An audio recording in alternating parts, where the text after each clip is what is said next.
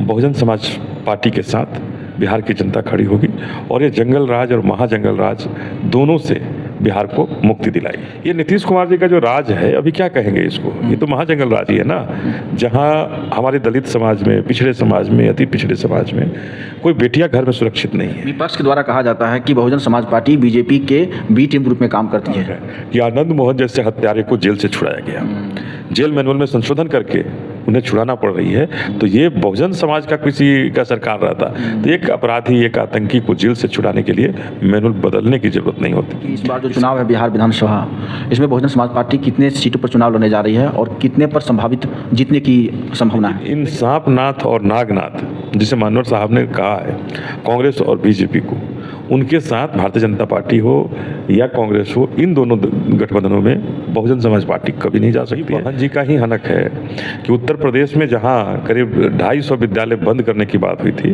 बहन जी के हनक की वजह से उन विद्यालयों को बंद करने का प्रस्ताव रद्द हुआ। जिस तरह से उत्तर प्रदेश में लागू हुआ, बहुत करीब 14 लाख परिवारों को 2 बीघा जमीन, इससे ज़्यादा भी जमीन मिला, उसी को बिहार के अंदर लागू करके, इम्प्लीमेंट करके बिहार के लोगों का दुख और दर्द को दूर करने का प्रयास बहुजन समाज पार्टी। SIR का मुद्दा जो है निश्चित रूप से भारतीय जनता पार्टी को कहीं ना कहीं फायदे पहुंचाने के लिए किया जा रहा है और चुनाव आयोग जब भारतीय जनता पार्टी का एजेंट बन के काम करेगी तो निश्चित रूप से चुनाव का माहौल बन जाएगा। नमस्कार, आप देख रहे हैं लाइव लॉन्ग न्यूज़। मैं आपके साथ ब्रजमोहन गौतम। आज मैं पटना में आया हूं। हमारे साथ बहुजन समाज पार्टी के प्रदेश प्रभारी माननीय अनिल पटेल जी हैं। मुलाकात करते हैं कि 2025 विधानसभा मद्देनजर देखते हुए बहुजन समाज पार्टी का क्या रुख स्पष्ट है और आए दिन बहुजन समाज पर जो अत्याचार हो रहे हैं, SIR का क्या मुद्दा, ये तमाम जानकारी लेते हैं। सबसे पहले मेरे चैनल में आपको स्वागत है। जय भीम। अभी जो चुनाव चल रहा है बिहार में, हर पार्टी अपने अपने दावे कर रहे हैं, बड़ी बड़ी रैलियाँ कर रहे हैं। बहुजन समाज पार्टी क्या कर रही है? देखिए, बहुजन समाज पार्टी भी जनता से मिल रही है और जो समाज में जो कुरीतियाँ हैं, जो अभी के राजनीतिक हालात में जो पैदा किए गए हैं, उनसे मिल करके एक सामाजिक संरचना तैयार कर रही है बहुजन समाज पार्टी। उन समाजों को, जो बहुजन समाज है, उन बहुजन समाज को बहुजन समाज पार्टी के साथ करके आगे बढ़ने की तैयारी है कि हम आगे की रणनीति तय करेंगे। आना है खास करके बहुजन समाज पार्टी अब समाप्त हो चुकी है। ये समय बताएगा। विपक्ष कौन कहने वाला क्या होता है, राजनीतिक भाषा में बहुत कुछ लोग बोल जाते हैं, लेकिन असली परीक्षा 2025 का चुनाव है और मुझे पूरा भरोसा है कि बिहार की जनता इस बार एक बहुत बड़ा बदलाव की तैयारी कर रही है और समय पर बहुजन समाज पार्टी के साथ बिहार की जनता खड़ी होगी और ये जंगल राज और महाजंगल राज दोनों से बिहार को मुक्ति दिलाएगी। महाजंगल राज कब हुआ? ये नीतीश कुमार जी का जो राज है, अभी क्या कहेंगे इसको, ये तो महाजंगल राज ही है ना, जहां हमारे दलित समाज में, पिछड़े समाज में, अति पिछड़े समाज में कोई बेटियां घर में सुरक्षित नहीं है। आए दिन बलात्कार होता है और किसी भी बलात्कार में अपराधी की गिरफ्तारी नहीं हो रही है, उसे स्पिरिट ट्रायल नहीं कराया जा रहा है। तो ये महाजंगल राज है। बहुजन समाज पार्टी का स्पष्ट रूप से कहना है कि बहुजन समाज पार्टी की सरकार बनेगी तो जो जमीन सरकारी है, उन सरकारी जमीनों को दलितों में, अति पिछड़ों में बांटने का काम होगा। पटना जैसे शहर में अपराधी दिन दहाड़े कहीं किसी को गोली मार रहे हैं, आए दिन बैंक लूट, ज्वेलरी लूट हो रही है और समूचे बिहार में दलितों पर सबसे ज़्यादा जुल्म और ज्यादती हो रहा है। और वैसे परिस्थिति में जहाँ दलितों पर जहाँ सबसे ज़्यादा जुल्म और ज्यादती हुआ हो और मौजूदा सरकार कहीं भी न्याय नहीं दिला पाई हो, तो ऐसी स्थिति में निश्चित रूप से विपक्ष के द्वारा कहा जाता है कि बहुजन समाज पार्टी बीजेपी के बी टीम ग्रुप में काम करती है।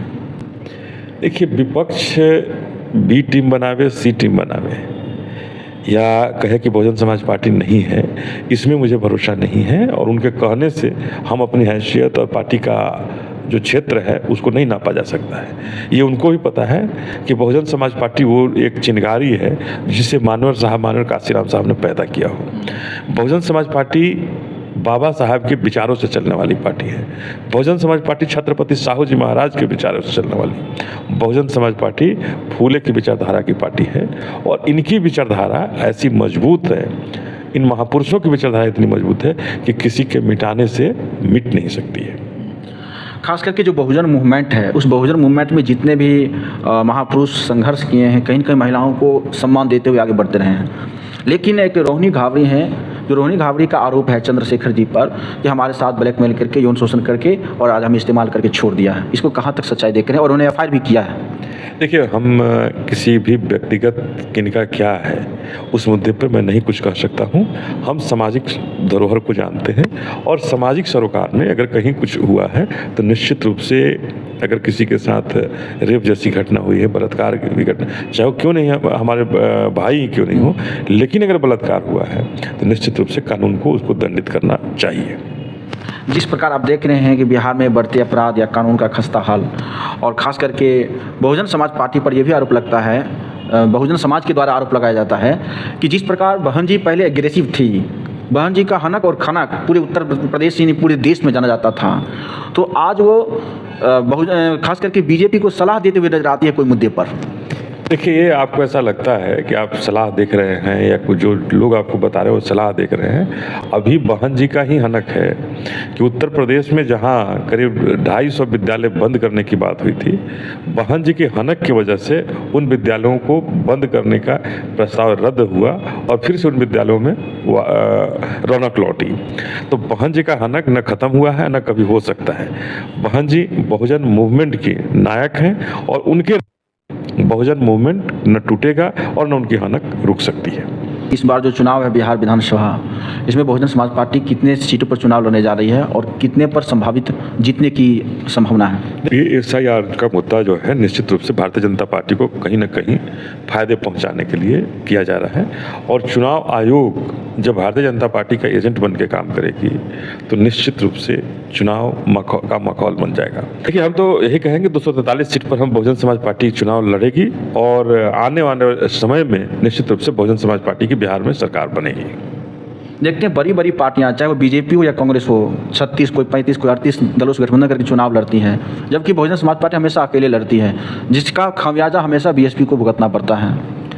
देखिए, खामियाजा भुगता जा सकता है, लेकिन इन सांपनाथ और नागनाथ जिसे मानवर साहब ने कहा है कांग्रेस और बीजेपी को, उनके साथ भारतीय जनता पार्टी हो या कांग्रेस हो, इन दोनों गठबंधनों में बहुजन समाज पार्टी कभी नहीं जा सकती है, चूँकि इन दोनों ही गठबंधनों से बहुजन समाज के तमाम लोगों का उद्धार नहीं हो सकता है।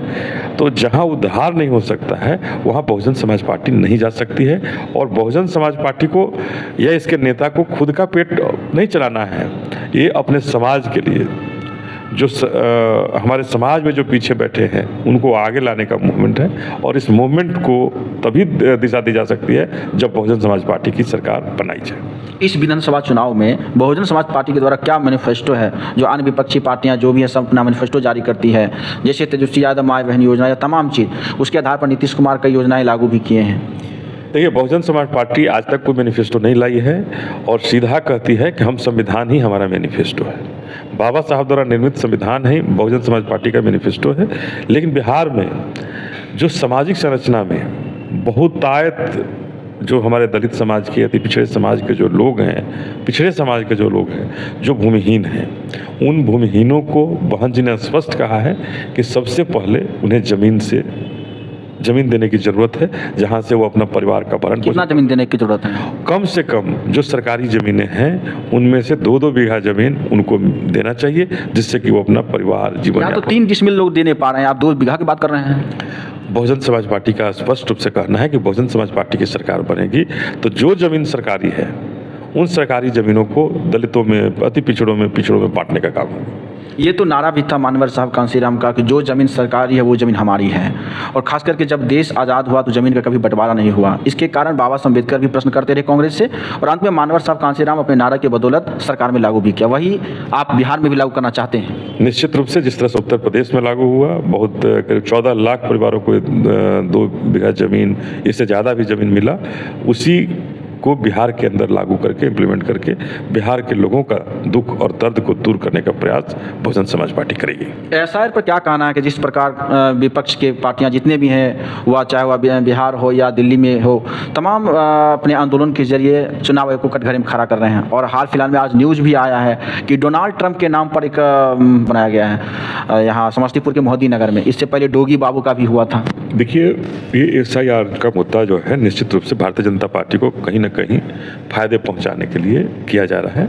और चुनाव आयोग जब भारतीय जनता पार्टी का एजेंट बन के काम करेगी तो निश्चित रूप से चुनाव का माहौल बन जाएगा। और आज वही हो रहा है, ये चुनाव का माहौल बन रहा है और हर चुनाव को भारतीय जनता पार्टी को कैसे जिताया जाए उस ओर काम किया जा रहा है और कर रही है पार्टियाँ।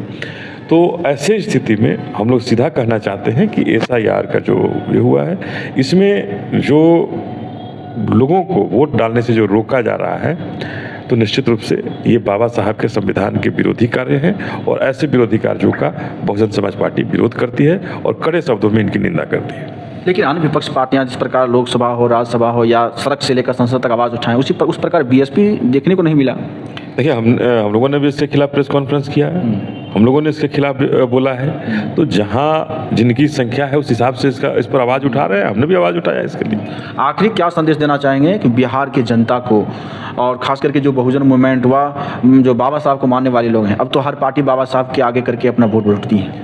देखिए, पार्टियां जो बाबा साहब को आगे कर रही है, ये कहीं ना कहीं उनका दोहरा चरित्र है। लेकिन बहुजन समाज पार्टी का मूवमेंट बाबा साहब के संघर्षों का है, बाबा साहब के सपनों का है। तो अगर बाबा साहब के सपनों का बिहार बनाना चाहते हैं तो आपको समझ होनी चाहिए। हम तमाम आपके दर्शकों से और बहुजन समाज से अपने कहना चाहते हैं कि इस बार मौका है कि हम बाबा साहब के उस मूवमेंट को, बाबा साहब के उन सपनों को पूरा करें, माननीय काशीराम साहब के मूवमेंट को पूरा करें। तो इसके लिए बहुजन समाज पार्टी और उनके हाथी को चुनना होगा, तभी उनका मूवमेंट, तभी उनका सपना पूरा होगा। और जो बहुजन समाज है, जिसका हक अधिकार मिलना चाहिए, तभी उन्हें हक और अधिकार मिल सकता है। यहाँ तो बहुजन की ही सरकार चल रही है बिहार में 35 साल से, तो हक अभी तक नहीं मिला है आपके अनुसार। देखिए, कौन बहुजन समाज की लालू जी और नीतीश कुमार जी जरूर बहुजन समाज के बेटे हैं, लेकिन इनके साथ जो लोग रहे ये कभी भी बहुजनों का कल्याण नहीं करने दिए।